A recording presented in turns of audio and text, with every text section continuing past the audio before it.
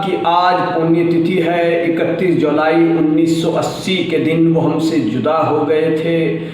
उनके बारे में जब उनका इंतकाल हुआ तो मशहूर संगीतकार नौशाद ने एक शेर कहा था, वो मैं आपको सुना रहा हूँ। उन्होंने कहा था, कहता है कोई दिल गया दिलबर चला गया, कहता है कोई दिल गया दिलबर चला गया, साहिल पुकारता है समंदर चला गया, लेकिन जो बात सच है वो कहता नहीं कोई, लेकिन जो बात सच है वो कहता नहीं कोई, दुनिया से मौसीकी का पैगंबर चला गया। इंतकाल पर ये शेर नौशाद ने कहा था।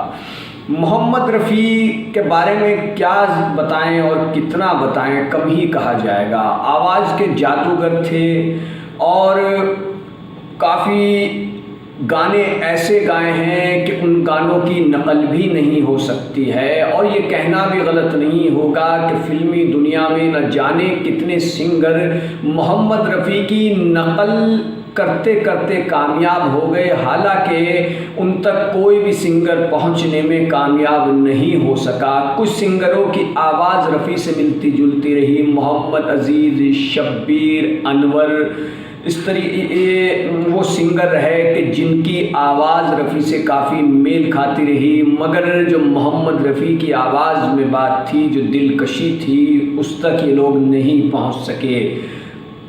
कुछ उनके शागिर्द मानने वाले, हालांकि अब तक जो जानकारी सामने आई उसके मुताबिक मोहम्मद रफ़ी के सिर्फ एक ही शागिर्द थे, एक ही शिष्य थे, वो थे महेंद्र कपूर। रोज़ मोहम्मद रफ़ी के पास जाया करते थे, कभी हिम्मत नहीं हुई कि आप मुझे सिखा दीजिए।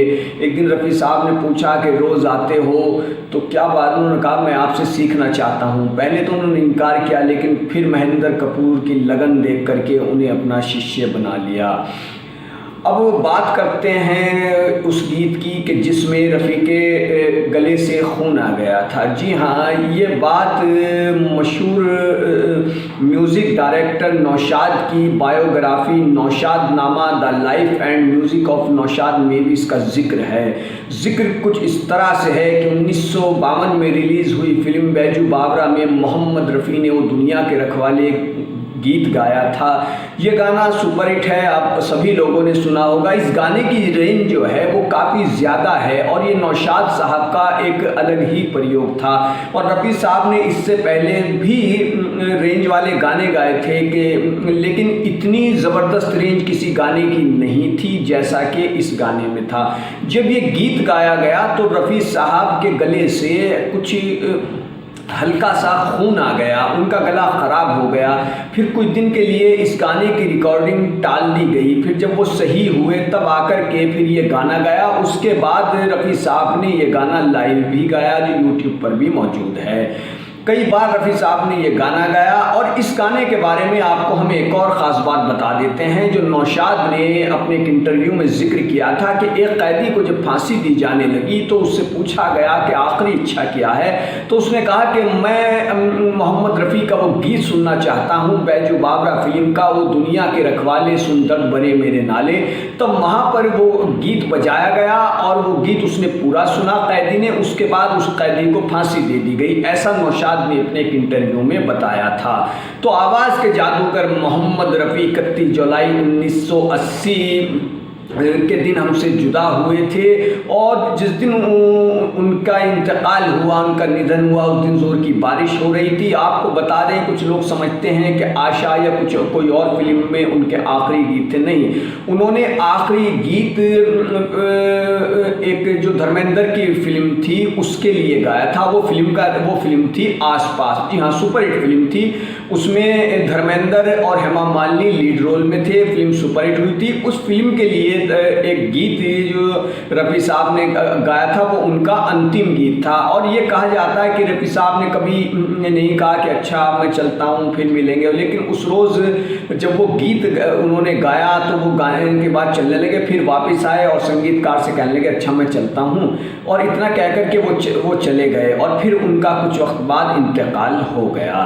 उनके इंतकाल पर भारी भीड़ उमड़ी थी। कहते हैं कि 10,000 से अधिक लोग उनके इंतकाल पर शामिल थे और बरसात हो रही थी और हर कोई उनके मौत पर इज़हार अफसोस कर रहा था। और जब उनकी कब्र में उनको ले जाया गया तो शायद शब्बीर कुमार या अनवर किसी की घड़ी भी दफनाते वक्त छूट गई, तो उन्होंने ये कोशिश भी नहीं की कि मैं घड़ी उठा लूँ। उन्होंने कहा कि वो दिल से उन्हें गुरु मानते थे कि चलिए गुरु दक्षिणा के तौर पर ये घड़ी जाती है। इस तरीके की भी कोई किस्सा सामने आया था, इसके बारे में हम आपको फिर किसी रोज़ बताएंगे। लेकिन इन्हीं सिंगरों में से कोई एक सिंगर था कि जब रफ़ी साहब को कब्र में दफनाते वक्त हाथ से घड़ी छूट गई थी। बहुत सारे किस्से हैं, कहते हैं कि 26,000 से ज़्यादा गीत मोहम्मद रफ़ी ने गाए थे और बड़ा ज़बरदस्त। और हाँ, ये भी बता दें कि रफ़ी जिस शानदार तरीके से गाते थे, अगर उनके इंटरव्यू लिए जाए तो वहाँ वो बोल नहीं पाते थे, बेहद शर्मीले थे, कभी शराब को, किसी नशे को, सिगरेट को हाथ तक नहीं लगाया और बहुत ही मिलनसार व्यक्ति थे। महेंद्र कपूर से लेकर राजेंद्र कुमार, दिलीप कुमार, जितेंद्र, धर्मेंद्र, अमिताभ बच्चन, ये सब लोग उनकी तारीफ करते हैं और करते थे, क्योंकि इनमें कुछ लोग आज हमारे बीच नहीं है। राजेंद्र कुमार नहीं है, दिलीप कुमार का हाल ही में इंतकाल हुआ है। और रफ़ी साहब के अंदर एक ख़ास बात ये भी थी कि वो जिस भी अदाकार के लिए आवाज़ देते थे तो ऐसा लगता था कि वो अदाकार ही गा रहा है। शम्मी कपूर के लिए उछल कूद वाले गाने अजीब, तो बिल्कुल ऐसा लगता कि जैसे शम्मी कपूर गा रहे हो। धर्मेंद्र के लिए, राजेश खन्ना के लिए, अमिताभ बच्चन के लिए, दिलीप कुमार के लिए, राजेंद्र कुमार के लिए, राज कुमार के लिए, राज कपूर के लिए भी उन्होंने गाया। और यहाँ तक के मशहूर सिंगर किशोर कुमार के लिए भी उन्होंने गाया। तो रफ़ी साहब जैसा सादगी भरा इंसान शायद फिल्म दुनिया में दूसरा कोई होगा। और जितना ऊंचे मकाम पर रफ़ी साहब थे वो शायद और कोई होता तो उसको न जाने कितना गरूर होता, लेकिन रफ़ी साहब के पास गुरूर नाम की कोई चीज़ नहीं थी। और आपको बता दें, जिस वक्त नीलकमल फिल्म का गीत बाबुल की दुआएं लेती जा रफ़ी साहब गा रहे थे, तो उससे एक दिन पूर्व उनकी बेटी की सगाई थी और कुछ दिन बाद ही बेटी की शादी होने वाली थी। आप गीत को सुनिए तो कुछ गीत के आखिर में रफ़ी साहब कुछ गमगीन होते, कुछ रोते से नज़र आते हैं, मतलब गमगीन होते वो गीत को गा रहे हैं। तो वो दरअसल उनकी बेटी की मंगनी हुई थी और फिर बाद में शादी होनी थी चंद दिन बाद ही। तो जब ये गाना रफ़ी साहब ने गाया तो बेटी कैसे विदा होगी, इस बात का तसव्वुर उनके जहन में रहा और इसलिए वो गमगीन हो गए। तो रफ़ी साहब जैसा गायकार ना पहले हुआ और ना शायद अब कोई होगा। और आपको बता दें कि रफ़ी साहब आवाज़ के जादूगर मोहम्मद रफ़ी साहब कुंदन लाल सहगल यानी KL सहगल के ज़बरदस्त प्रशंसक थे। एक बार जब वो नौशाद साहब किसी गाने की रिकॉर्डिंग कर रहे हैं तो कुंदन लाल सहगल आ गए और कहने लगे कि ये लड़का कौन है। नौशाद ने कहा नया लड़का है, नाम रफ़ी। उन्होंने कहा ये बहुत आगे तक जाएगा क्योंकि ये मेरी नकल नहीं करता है। और आज के दौर में ज़्यादातर जो गीत गायकार हैं वो मेरी नकल करते हैं, लेकिन इसकी आवाज़ कुछ अलग है और इसका स्टाइल भी गाने का हटकर है। और यही हुआ कि एक ज़माना वो था और आज भी रफ़ी के गीतों के बिना शायद हर महफिल अधूरी ही नज़र आती है। तो बने रहिए हमारे साथ, कीजिए सब्सक्राइब। और हाँ, रफ़ी साहब की बरसी पर उनको खिलाजिए अक़ीदत।